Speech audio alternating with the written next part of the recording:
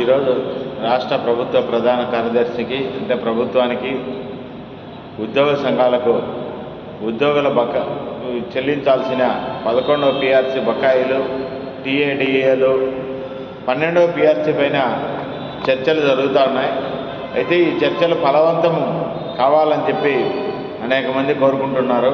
అయితే దీని వెనుక ఉన్న కొన్ని అంశాలను మనం పరిశీలిస్తే ఈ కూటమి ప్రభుత్వం అధికారంలో ఉన్న అన్ని రోజులు 12వ పిఆర్సీ కమిటీ వేస్తారా లేరా అన్న ఒక అనుమానం అయితే కలుగుతోంది. ఎందుకంటే రాష్ట్రంలోని టీడీపీ కేంద్రంలోని బీజేపీ ప్రభుత్వాల అధికారంలో ఉన్నప్పుడే ప్రభుత్వ ఉద్యోగులకు పెన్షన్ లేకుండా కాంట్రిబ్యూషన్ పెన్షన్ విధానాన్ని తీసుకొచ్చారు. 2001 ఏప్రిల్లో దీన్ని మార్చిలో మొదలుపెట్టినప్పటికీ 2004 ఏప్రిల్ 1వ తేదీ నుంచి చేరిన ఉద్యోగులకందరికీ కూడా పెన్షన్ లేని విధానాన్ని అటు కేంద్రంలోని బీజేపీ రాష్ట్రంలోని చంద్రబాబు నాయుడు ప్రభుత్వాలు అప్పుడు ఏర్పాటు చేశాయి. ఇప్పుడు కూడా అనేక అంశాలను కూడా పరిశీలించినట్టయితే ఈ జరగవేమోనన్న అభిప్రాయము అత్యధిక మంది ఉద్యోగుల్లో వ్యక్తమవుతోంది.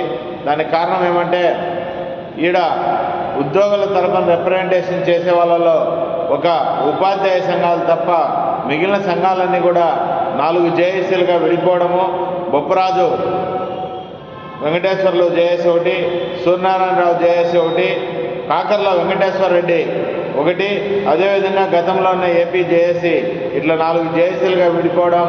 ఈ జేఏసీలన్నింటిలో కూడా నాయకత్వాలు వాళ్ళ ప్రయోజనాల కోసం, వాళ్ళ వర్గాన్ని కాపాడుకోవడం కోసం వాళ్ళు వివిధ సందర్భాల్లో చేసిన అక్రమాలు, అవినీతి వాటన్నిటినీ ఇలా పూసే క్రమంలో వీళ్ళు నిజాయితీగా ఉద్యోగుల హక్కుల మీద మాట్లాడే పరిస్థితి లేకుండా పోయింది. అందుకు ఉదాహరణ ఇప్పుడు మొత్తము 12వ పిఆర్సీ అడుగుతారన్న ఉద్దేశంతోనే ఈరోజు మొదటగా ఎన్జిఓ సంఘం మీద రాష్ట్ర ప్రభుత్వం సాప్కేంద్ర నిర్లా దాడిని మొదలుపెట్టింది. ఇటీవల జరిగిన స్టాఫ్ నర్సు ఏఎన్ఎంలో ఉద్యోగాలకు బదిలీలకు సంబంధించి కమిటీల్లో వీళ్ళు ఫలానా వాళ్ళు ఉండాలని చెప్పి వీళ్ళు ఆఫీస్ బేరాలు నేను బదిలీ చేయడానికి లేదని ఆ నుంచి మారకుండా ఉండడం కోసం వాళ్ళ యొక్క ఉద్యోగ పదవులను ఉపయోగించుకున్నారు.